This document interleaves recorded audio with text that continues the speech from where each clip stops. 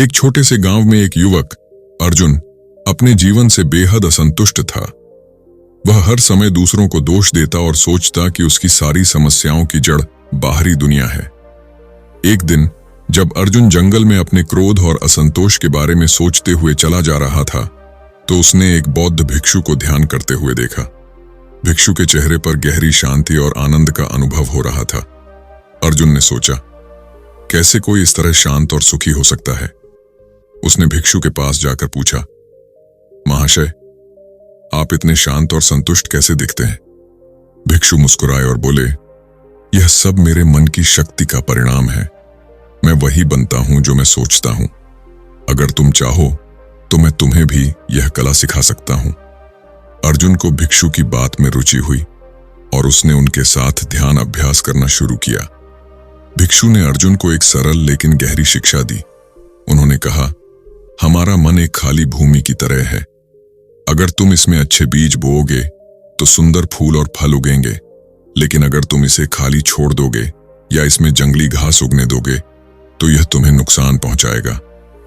अर्जुन ने पूछा, लेकिन मैं अपने मन को कैसे नियंत्रित करूं? इसमें तो हर समय नकारात्मक विचार आते रहते हैं। भिक्षु ने उत्तर दिया, मन को नियंत्रित करना एक कला है। इसके लिए ध्यान और अभ्यास की जरूरत होती है। सबसे पहले तुम्हें अपने विचारों को पहचानना होगा। जैसे ही कोई नकारात्मक विचार आए, उसे तुरंत सकारात्मक विचार में बदलने का प्रयास करो। अर्जुन ने भिक्षु के साथ रहकर ध्यान और साधना करना शुरू किया। शुरुआत में उसे बहुत कठिनाई हुई। उसका मन हर समय भटकता रहता, लेकिन भिक्षु ने उसे प्रोत्साहित किया और कहा, धैर्य रखो, समय के साथ तुम्हारा मन शांत हो जाएगा। कुछ महीनों बाद अर्जुन को अपने अंदर बदलाव महसूस हुआ।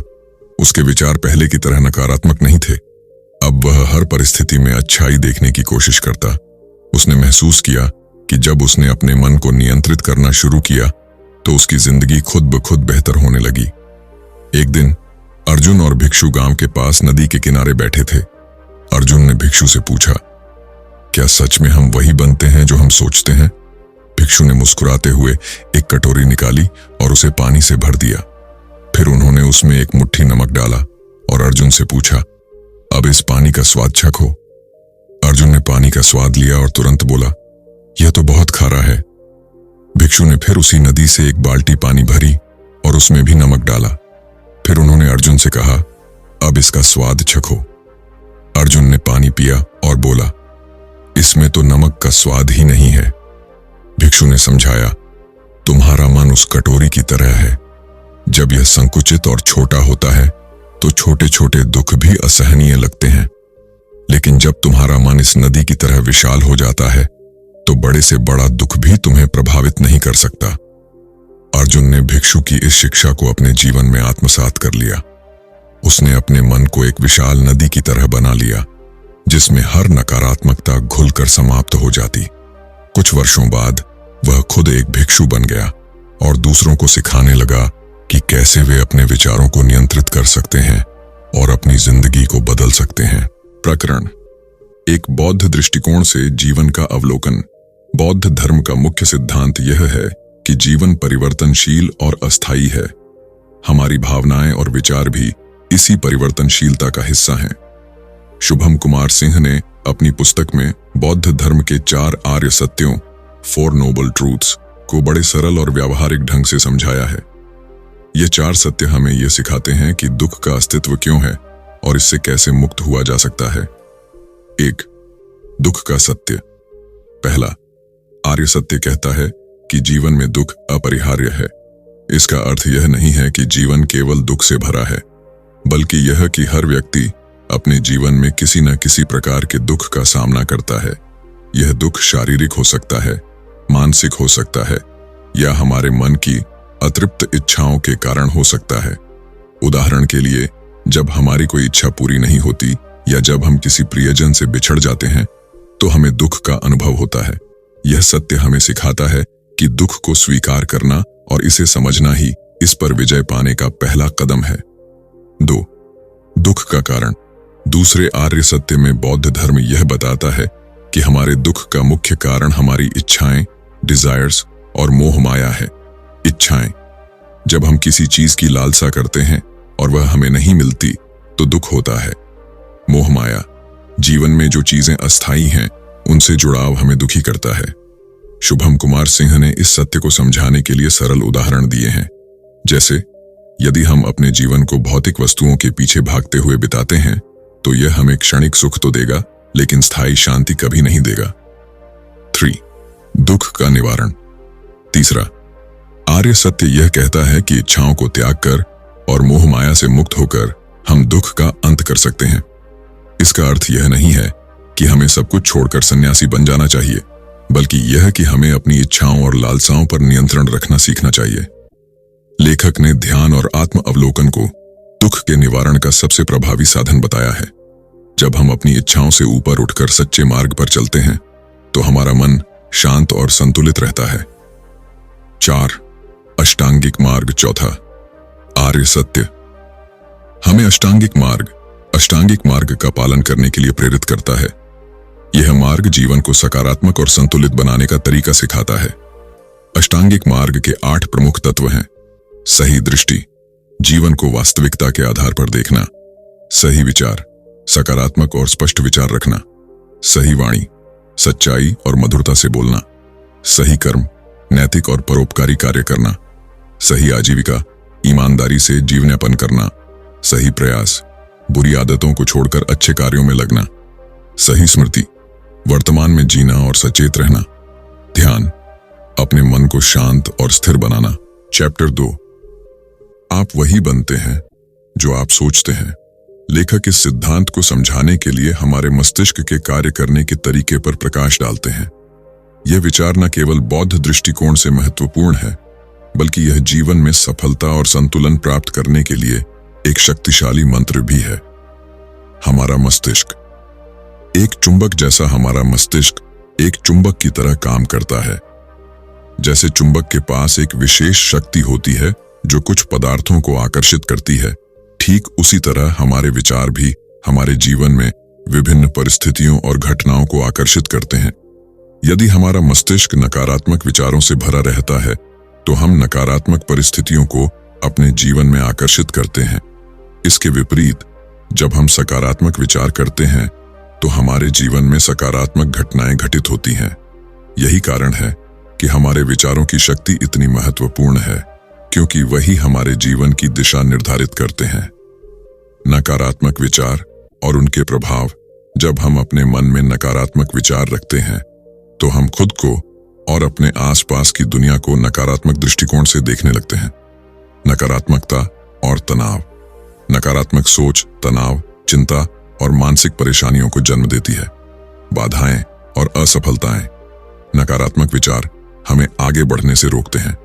हमें लगता है कि हम किसी कार्य को सफलतापूर्वक नहीं कर सकते और इस प्रकार हम प्रयास ही नहीं करते। कहीं ना कहीं असफलता का डर। नकारात्मक सोच अक्सर हमें असफलता का डर दिखाती है, जो आगे बढ़ने की हमारी क्षमता को नष्ट कर देती है। इसलिए नकारात्मक विचारों से मुक्त रहना बहुत आवश्यक है, क्योंकि ये हमें हमारी असली क्षमता का अनुभव नहीं करने देते।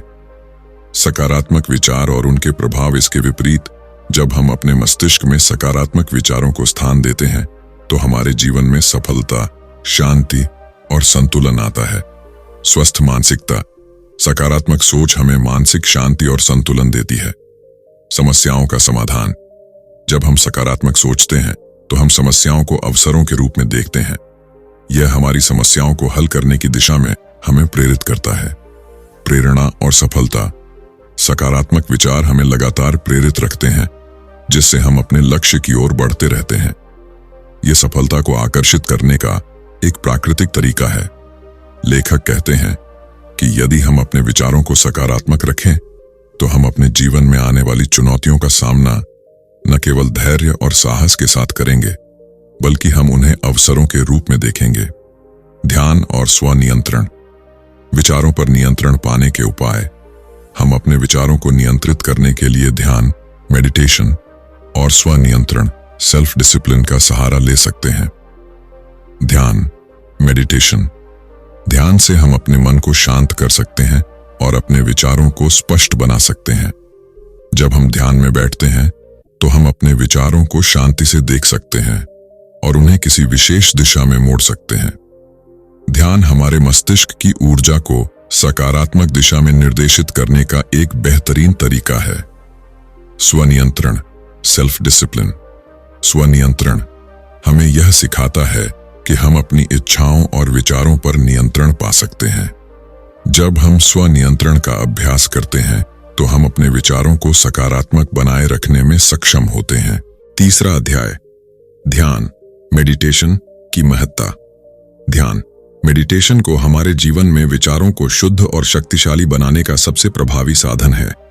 ध्यान केवल मानसिक शांति प्राप्त करने का एक तरीका नहीं है, बल्कि यह हमें अपने भीतर की गहरी समझ और संतुलन भी देता है। लेखक ने बौद्ध धर्म के ध्यान के विभिन्न रूपों को सरल और व्यावहारिक तरीके से समझाया है, जिनके माध्यम से हम अपने जीवन की समस्याओं का समाधान पा सकते हैं और अपने विचारों को एक नई दिशा दे सकते हैं। ध्यान के 3 मुख्य प्रकार हैं, जिन्हें शुभम कुमार सिंह ने बौद्ध दृष्टिकोण से समझाया है। 1. आनापानसति ध्यान, अपनी सांसों पर ध्यान केंद्रित करना।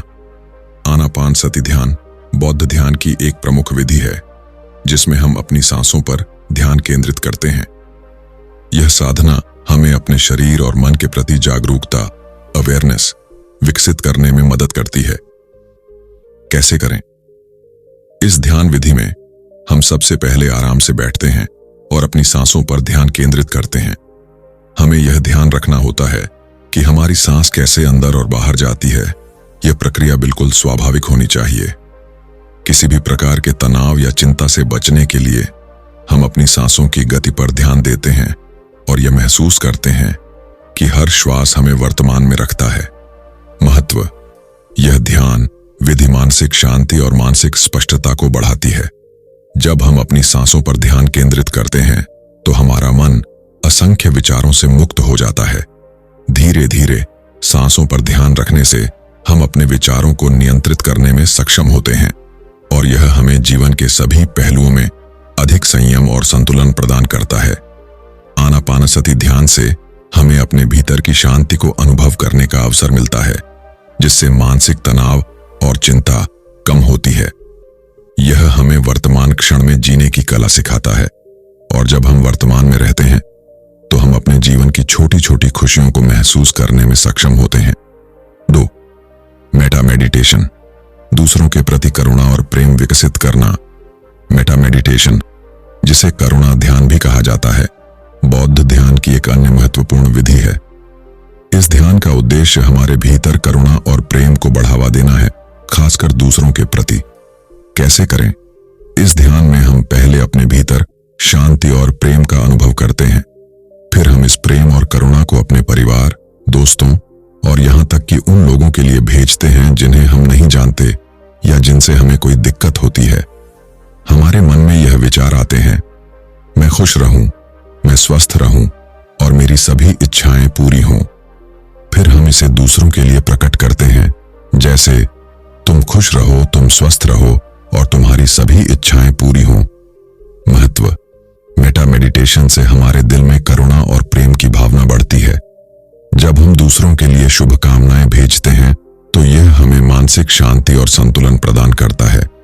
यह ध्यान विधि हमें न केवल खुद के प्रति बल्कि दूसरों के प्रति भी सहानुभूति और समझ का अनुभव कराती है। मेटा मेडिटेशन से हम अपने मन को शुद्ध करते हैं और दूसरों के प्रति नफरत, घृणा और क्रोध को खत्म करते हैं। यह विधि न केवल हमारे रिश्तों को सुधारने में मदद करती है, बल्कि यह हमें जीवन में सुख और संतोष का अनुभव भी कराती है। 3. विपश्यना ध्यान, अपने भीतर के सत्य को देखना। विपश्यना ध्यान बौद्ध धर्म की सबसे पुरानी और गहरी ध्यान विधियों में से एक है। यह ध्यान हमें अपने भीतर की सच्चाई को देखने और समझने का अवसर प्रदान करता है। विपश्यना का अर्थ है वस्तु की वास्तविकता को देखना। कैसे करें? विपश्यना ध्यान में हम अपने शरीर और मन के प्रत्येक अनुभव पर जागरूक रहते हैं। हम अपने विचारों, भावनाओं और शारीरिक संवेदनाओं को बिना किसी निर्णय के केवल महसूस करते हैं। इसका उद्देश्य यह है कि हम अपने भीतर की वास्तविकता को समझें और उसे जैसा है वैसा स्वीकार करें। महत्व, विपश्यना ध्यान से हम अपने भीतर के सत्य को पहचानने में सक्षम होते हैं। यह हमें अपने अवचेतन विचारों, भावनाओं और आदतों को पहचानने में मदद करता है। जैसे जैसे हम इन अनुभवों को बिना किसी भेदभाव के देखना शुरू करते हैं, हम अपने जीवन में अधिक स्पष्टता और समझ प्राप्त करते हैं। यह ध्यान विधि हमें आत्मज्ञान की ओर मार्गदर्शन करती है और हमें यह सिखाती है कि अस्थिरता, परिवर्तन और क्षणिकता जीवन का हिस्सा है। जब हम इन पहलुओं को समझने लगते हैं तो हम जीवन को अधिक संतुलित और शांतिपूर्ण तरीके से जी सकते हैं। ध्यान का समग्र प्रभाव। ध्यान, चाहे वह आनापानसति हो, मेटा मेडिटेशन हो या विपश्यना हो, हमें अपने विचारों पर नियंत्रण रखने और जीवन को शांति से जीने की शक्ति देता है। इन विधियों के माध्यम से हम अपने भीतर के द्वार को खोल सकते हैं और जीवन की समस्याओं का समाधान सरल बना सकते हैं। ध्यान से हमें यह समझने का अवसर मिलता है कि हम अपने विचारों के स्वामी हैं। जब हम अपने विचारों को शुद्ध करते हैं और अपने मन को स्थिर बनाते हैं तो हमारी दुनिया भी शांति और सफलता से भर जाती है। शुभम कुमार सिंह ने इस पुस्तक में ध्यान के महत्व को इस तरह से प्रस्तुत किया है कि यह न केवल बौद्ध धर्म के अनुयायियों के लिए बल्कि हर व्यक्ति के लिए जीवन को बेहतर बनाने का एक मार्ग बन जाता है।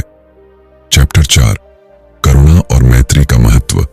बौद्ध धर्म में करुणा, कंपैशन और मैत्री, फ्रेंडशिप को एक गहरी मानसिक स्थिति और जीवन को सकारात्मक दिशा में ले जाने के महत्वपूर्ण उपाय के रूप में देखा जाता है। शुभम कुमार सिंह ने अपनी पुस्तक बौद्ध आप बनते हैं जो आप सोचते हैं में करुणा और मैत्री की महत्ता को समझाया है और यह बताया है कि जब हम इन भावनाओं को अपने जीवन में अपनाते हैं तो हम न केवल खुद को शांति और संतुलन की ओर ले जाते हैं बल्कि हम अपने आसपास के लोगों के साथ भी बेहतर संबंध स्थापित करते हैं। करुणा, कंपैशन, दूसरों की पीड़ा को समझना और साझा करना। करुणा का मतलब केवल दूसरों के प्रति दया रखना नहीं है, बल्कि यह दूसरों की पीड़ा को महसूस करना और उन्हें राहत देने की कोशिश करना है। बौद्ध धर्म में करुणा को बहुत उच्च मानक पर रखा गया है क्योंकि यह न केवल हमारे आंतरिक शांति के लिए बल्कि दूसरों के जीवन में सकारात्मक बदलाव लाने के लिए भी आवश्यक है। करुणा का प्रभाव। जब हम दूसरों के प्रति करुणा रखते हैं तो हमारे भीतर एक गहरी समझ और संवेदनशीलता विकसित होती है। हम उन लोगों के दर्द और कठिनाइयों को समझने लगते हैं और उन्हें अपने दिल से मदद करने की इच्छा रखते हैं। जब हम दूसरों के दुख को अपने दुख की तरह महसूस करते हैं तो हम क्रोध, नफरत और जलन जैसी नकारात्मक भावनाओं से मुक्त हो जाते हैं। करुणा हमें एक प्रेम पूर्ण दृष्टिकोण प्रदान करती है जो हमारे जीवन को शांति और संतुलन से भर देता है। करुणा और तनाव। कभी कभी हम खुद को तनावग्रस्त और परेशान महसूस करते हैं, लेकिन जब हम दूसरों की मदद करने की कोशिश करते हैं या उनके प्रति करुणा दिखाते हैं तो यह न केवल उनके जीवन को बेहतर बनाता है बल्कि यह हमारे अपने तनाव को भी कम करता है। करुणा से हमारी मानसिक स्थिति बेहतर होती है और हम अपने जीवन को सकारात्मक दृष्टिकोण से देख सकते हैं। मैत्री, फ्रेंडशिप, सकारात्मक और प्रेमपूर्ण संबंध। मैत्री का मतलब केवल मित्रों के साथ संबंध बनाना नहीं है, बल्कि यह एक गहरी भावना है जो हमें हर व्यक्ति के साथ प्रेम और समझ से जुड़ने की प्रेरणा देती है। बौद्ध धर्म में मैत्री को बहुत उच्च दर्जा दिया गया है क्योंकि यह न केवल हमें व्यक्तिगत रूप से शांति और संतुलन प्रदान करती है, बल्कि यह पूरे समाज में एकता और समझ का भी आधार बनाती है। मैत्री का प्रभाव। जब हम अपने आसपास के लोगों के साथ सच्चे और प्रेमपूर्ण संबंध स्थापित करते हैं तो यह न केवल हमारे जीवन को सुखमय बनाता है, बल्कि यह हमारे मानसिक और भावनात्मक स्वास्थ्य को भी बेहतर बनाता है। हमारे विचार केवल हमारे लिए नहीं होते, उनका प्रभाव हमारे परिवार, दोस्तों और समाज पर भी पड़ता है। यदि हम अपने भीतर प्रेम और मित्रता का भाव रखते हैं तो यह हमारे रिश्तों में भी यह भावना फैलती है। मैत्री और समाज। मैत्री का प्रभाव समाज पर भी होता है। जब हम अपने आसपास के लोगों के साथ सच्ची मैत्री स्थापित करते हैं तो हम एक सकारात्मक और सहयोगपूर्ण वातावरण का निर्माण करते हैं। यह समाज में सामूहिक शांति और सुख की स्थिति पैदा करता है। करुणा और मैत्री का व्यावहारिक उपयोग। परिवार में करुणा और मैत्री। हमारे परिवार में करुणा और मैत्री का महत्व अत्यधिक होता है। जब हम अपने परिवार के सदस्यों के प्रति करुणा और प्रेम दिखाते हैं तो हमारे रिश्तों में गहरी समझ और प्यार उत्पन्न होता है। परिवार के भीतर सकारात्मक भावनाएं और सहयोग का वातावरण बनता है, जिससे जीवन की समस्याएं आसानी से हल हो सकती हैं। मित्रों के साथ संबंध। मित्रों के साथ सच्ची मैत्री और करुणा से जुड़े रहना भी अत्यंत महत्वपूर्ण है। हमारे विचार केवल हमारे लिए नहीं होते, वे हमारे मित्रों और हमारे समुदाय पर भी प्रभाव डालते हैं। यदि हम अपने मित्रों के साथ अच्छे संबंध बनाए रखते हैं और उन्हें समझते हैं, तो हम अपने सामाजिक दायरे में भी शांति और समझ का प्रसार करते हैं। करुणा और मैत्री से जीवन में परिवर्तन। जब हम करुणा और मैत्री को अपने जीवन में पूरी तरह से अपनाते हैं, तो इसका हमारे मानसिक, भावनात्मक और शारीरिक स्वास्थ्य पर गहरा प्रभाव पड़ता है। जब हम दूसरों के प्रति करुणा और मैत्री दिखाते हैं, तो हम खुद को एक सकारात्मक ऊर्जा से घेरते हैं। क्रोध और तनाव में कमी। जब हम करुणा और मैत्री का अभ्यास करते हैं, तो हमारे भीतर से क्रोध और तनाव धीरे धीरे कम होने लगते हैं। इसके स्थान पर हम प्रेम, शांति और समझ के भावों से भर जाते हैं। यह हमारे मानसिक स्वास्थ्य के लिए अत्यंत लाभकारी है। सामाजिक बदलाव।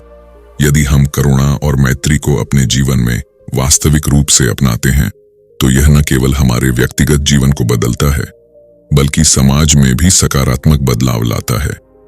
हम एक ऐसे समाज का निर्माण करते हैं जिसमें सभी के लिए समझ, सहानुभूति और प्रेम का माहौल हो। 5वां अध्याय, कृतज्ञता और वर्तमान में जीना।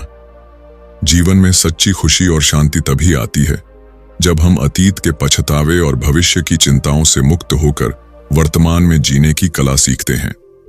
कृतज्ञता का अभ्यास हमारे मानसिक और भावनात्मक स्वास्थ्य के लिए अत्यंत लाभकारी है और यह हमारे जीवन में सकारात्मक बदलाव लाने का एक सरल और प्रभावी तरीका है। कृतज्ञता का अभ्यास। कृतज्ञता एक गहरी मानसिक स्थिति है जिसमें हम अपने जीवन के हर छोटे छोटे पल के लिए आभार व्यक्त करते हैं। कृतज्ञता हमें यह सिखाती है कि हम जो कुछ भी हैं और जो कुछ भी हमारे पास है, उसका सही मूल्य समझें। कृतज्ञ रहने से हमारे जीवन में न केवल मानसिक शांति आती है, बल्कि यह हमें जीवन के प्रति सकारात्मक दृष्टिकोण भी प्रदान करता है। प्रतिदिन के छोटे छोटे पलों के लिए कृतज्ञ रहें। कृतज्ञता का अभ्यास करने के लिए हमें अपने दिन की शुरुआत और समाप्ति कृतज्ञता के साथ करनी चाहिए। हम उन सभी चीजों के लिए आभार व्यक्त कर सकते हैं जो हमें जीवन में मिलती हैं, चाहे वह परिवार, दोस्त, स्वास्थ्य या हमारी छोटी छोटी खुशियां हों। जब हम अपनी जिंदगी के हर पहलू के लिए आभारी होते हैं, तो हमारा मन शांति और संतोष से भर जाता है। जो आपके पास है, उसकी सराहना करें।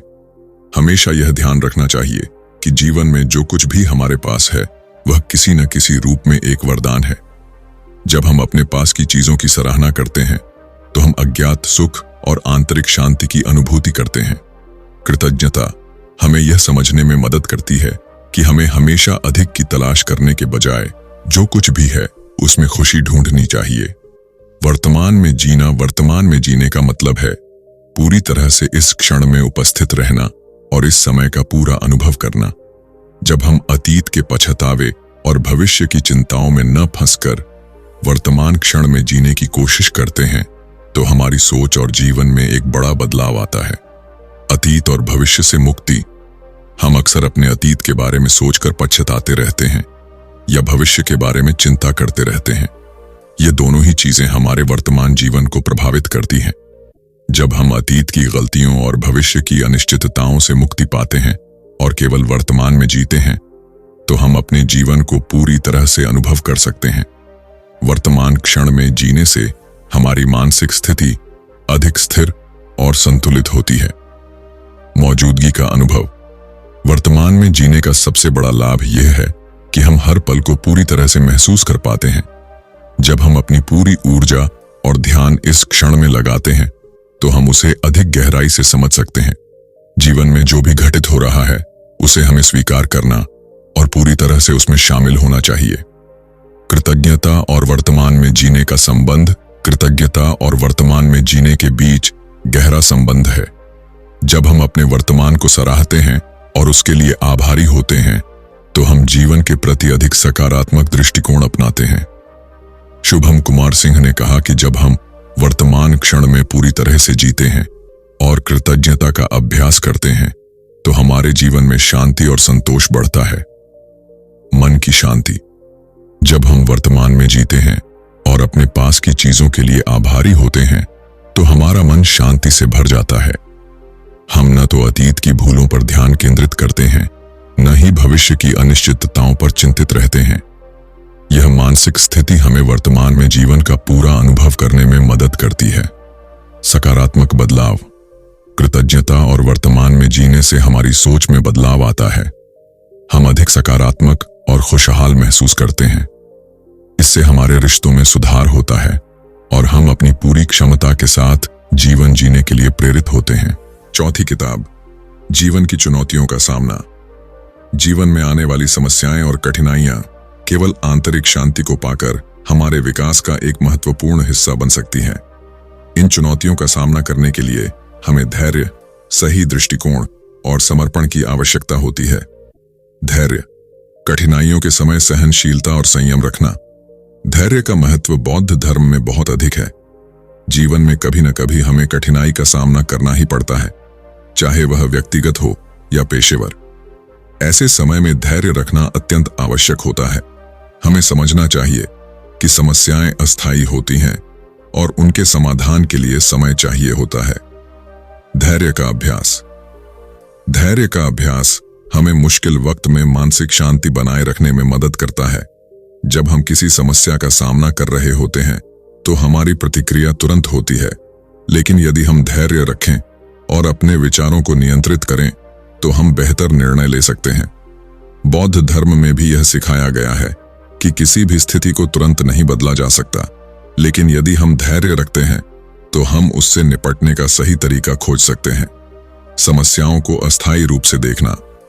जब हम किसी कठिनाई का सामना करते हैं तो हमें इसे एक अस्थायी स्थिति के रूप में देखना चाहिए। कोई भी दुख या समस्या हमेशा नहीं रहती। कठिनाइयां केवल हमारे विकास के मार्ग को खुला करने का एक तरीका है। इसलिए धैर्य रखना और इस समय को एक सीखने के अवसर के रूप में देखना मानसिक शांति प्राप्त करने के लिए आवश्यक है। सही दृष्टिकोण। समस्याओं को सकारात्मक रूप से देखना। हमें समस्याओं को सकारात्मक दृष्टिकोण से देखना चाहिए। बौद्ध धर्म यह सिखाता है कि समस्याएं और चुनौतियां हमारे जीवन का हिस्सा हैं और हमें इन्हें अवसरों के रूप में देखना चाहिए ताकि हम आगे बढ़ सकें। सकारात्मक दृष्टिकोण की शक्ति। जब हम किसी समस्या का सामना करते हैं तो हमारी सोच का प्रभाव सीधे हमारी भावनाओं और निर्णयों पर पड़ता है। यदि हम समस्याओं को एक चुनौती के रूप में नहीं बल्कि एक अवसर के रूप में देखते हैं तो हमारा दृष्टिकोण पूरी तरह बदल सकता है। सकारात्मक दृष्टिकोण से हम समस्याओं का समाधान न केवल जल्दी पा सकते हैं बल्कि हम जीवन के हर पहलू में आगे बढ़ने के लिए प्रेरित होते हैं। सकारात्मक सोच से समाधान ढूंढना। सकारात्मक सोच रखने से हम अपने जीवन में आने वाली समस्याओं के समाधान पर ध्यान केंद्रित कर सकते हैं। जब हम समस्याओं को एक चुनौती के रूप में स्वीकार करते हैं तो हम उन्हें सुधारने की दिशा में कदम बढ़ाते हैं। यह दृष्टिकोण हमें मानसिक रूप से मजबूत बनाता है और जीवन में हर परिस्थिति से निकलने का साहस प्रदान करता है। समर्पण। कभी कभी स्वीकार करना भी आवश्यक होता है। कभी कभी जीवन में हमें यह स्वीकार करना पड़ता है कि कुछ चीजें हमारे नियंत्रण में नहीं हैं। समर्पण यानी अपने भाग्य को स्वीकार करना और शांति से उस स्थिति से निपटना भी एक महत्वपूर्ण कदम है। हमें यह समझना चाहिए कि कुछ चीजें हमारे हाथ में नहीं हैं और हमें उन्हें जैसे हैं वैसे स्वीकार करना चाहिए। स्वीकृति का महत्व। स्वीकृति का मतलब यह नहीं है कि हम अपनी समस्याओं से भाग जाएं, बल्कि यह है कि हम उन्हें स्वीकार करें और उनके साथ शांतिपूर्वक निपटें। बौद्ध धर्म में यह सिखाया जाता है कि कुछ चीजें बदलने के लिए नहीं होती और उन्हें स्वीकार करना ही मानसिक शांति का रास्ता है। समर्पण का अभ्यास करने से हम अपनी चिंताओं और तनाव को कम कर सकते हैं और हम अपनी ऊर्जा को सही दिशा में लगा सकते हैं। जीवन को जैसा है वैसा स्वीकारना। जब हम जीवन के कठिन क्षणों को स्वीकार करते हैं तो हम उस समय में अपने पूर्ण रूप से उपस्थित रह सकते हैं। यह समर्पण हमें मानसिक रूप से मुक्त करता है और हमें अधिक शांति और संतुलन की ओर ले जाता है। चैप्टर 7 आत्मज्ञान और सफलता। पुस्तक में लेखक ने यह महत्वपूर्ण संदेश दिया है कि आत्मज्ञान और मानसिक शांति की प्राप्ति ही सच्ची सफलता का मार्ग है। आत्मज्ञान केवल हमारे बाहरी संसार की वस्तुओं से नहीं जुड़ा होता, बल्कि यह हमारे भीतर के अनुभव और हमारी सोच से जुड़ा होता है। आत्मज्ञान का अर्थ केवल अपने आप को जानना नहीं है, बल्कि यह अपने विचारों, भावनाओं और आंतरिक स्थिति को समझना है। आत्मज्ञान का मतलब है अपनी क्षमताओं और कमजोरियों को पहचानना और यह समझना कि हम अपने जीवन में क्या चाहते हैं और हमें किन चीजों की जरूरत है। यह हमें हमारे उद्देश्य के प्रति जागरूक करता है और यह हमें यह समझने में मदद करता है कि हम कौन हैं और क्या हम जीवन में हासिल करना चाहते हैं। आत्मज्ञान से हम अपने भीतर की शक्तियों को पहचान पाते हैं और अपनी कमजोरियों पर काम कर सकते हैं। यह हमें मानसिक शांति, संतोष और आत्मसम्मान प्रदान करता है, जो जीवन में खुशी और सफलता की कुंजी है। जब हम खुद को समझने में सक्षम होते हैं, तो हम अपनी जिंदगी के रास्ते को सही दिशा में तय कर सकते हैं। सच्ची सफलता केवल भौतिक सुख सुविधाओं या बाहरी उपलब्धियों में नहीं होती। असली सफलता तब मिलती है जब हम मानसिक और आत्मिक शांति प्राप्त करते हैं। भौतिक सुख सुविधाएं अस्थायी होती हैं, लेकिन मानसिक शांति और आत्मिक संतोष स्थायी होते हैं। जब हम अपने भीतर की शांति और संतोष को महसूस करते हैं, तो हम जीवन की कठिनाइयों का सामना भी आसानी से कर पाते हैं। यदि हम अपने विचारों को नियंत्रित करना सीखें, तो हम अपने जीवन को सकारात्मक दिशा में मोड़ सकते हैं। आत्मज्ञान हमें यह सिखाता है कि हम अपने विचारों और भावनाओं पर नियंत्रण पा सकते हैं और यही सफलता की असली कुंजी है। मानसिक शांति पाने के लिए हमें अपने भीतर की शक्तियों को पहचानना होगा और बाहरी परिस्थितियों से परे जाकर अपने आत्मविश्वास को बढ़ाना होगा। विचारों का नियंत्रण। सभी बौद्धिक और मानसिक परेशानियां हमारे विचारों से उत्पन्न होती हैं। यदि हम अपने विचारों पर नियंत्रण पाते हैं, तो हम अपने जीवन को सुखमय और संतुष्टिपूर्ण बना सकते हैं। शुभम कुमार सिंह का यह मानना है कि विचारों को सही दिशा में लगाकर हम न केवल अपने जीवन को सफल बना सकते हैं, बल्कि मानसिक शांति भी प्राप्त कर सकते हैं। मनुष्य के विचार ही उसे उसकी वास्तविकता का एहसास कराते हैं। यही कारण है कि लेखक ने यह बताया है कि यदि हम अपने विचारों को सकारात्मक दिशा में मोड़ लेते हैं, तो हम अपनी जीवन शैली को भी सकारात्मक बना सकते हैं। आत्मज्ञान के साथ हम यह समझ सकते हैं कि जीवन की सच्ची सफलता बाहरी दुनिया में नहीं, बल्कि हमारे भीतर है। दोस्तों, इस पुस्तक बौद्ध आप बनते हैं जो आप सोचते हैं के माध्यम से शुभम कुमार सिंह ने हमें जीवन के एक गहरे और सशक्त दृष्टिकोण से परिचित कराया है। इस पुस्तक का संदेश बहुत स्पष्ट है। हमारे विचारों में बहुत शक्ति है। जैसा हम सोचते हैं, वैसा ही हम बनते हैं। लेखक ने बौद्ध धर्म के आधार पर हमें यह समझाया कि कैसे हम अपने भीतर की शक्ति को पहचान सकते हैं और अपने जीवन को सकारात्मक दिशा में मोड़ सकते हैं। आत्मज्ञान, मानसिक शांति और सही विचारों का नियंत्रण, यही जीवन की सच्ची सफलता के मूल तत्व हैं। जब हम अपने विचारों पर नियंत्रण पाते हैं, तो न केवल हम अपने व्यक्तित्व को सकारात्मक दिशा में आकार देते हैं, बल्कि अपने जीवन की चुनौतियों से भी निपटने में सक्षम हो जाते हैं। हमें यह समझना चाहिए कि भौतिक सफलता से कहीं ज्यादा महत्वपूर्ण है हमारी मानसिक शांति और आत्मिक संतोष। हमेशा याद रखें, आप वही बनते हैं जो आप सोचते हैं। इस सरल लेकिन गहरे संदेश को अपनी जिंदगी में उतारिए और देखिए कैसे आपके विचार और दृष्टिकोण आपके जीवन को एक नया आयाम देते हैं। अगर इस वीडियो ने आपको कुछ नया सिखाया हो, तो कृपया इस वीडियो को लाइक करें और अपने दोस्तों के साथ शेयर करें, ताकि और लोग भी इस संदेश से जुड़ सकें। और हाँ, यदि आप ऐसे और प्रेरणादायक और ज्ञानवर्धक वीडियो देखना चाहते हैं, तो हमारे चैनल को सब्सक्राइब करना न भूलें। धन्यवाद।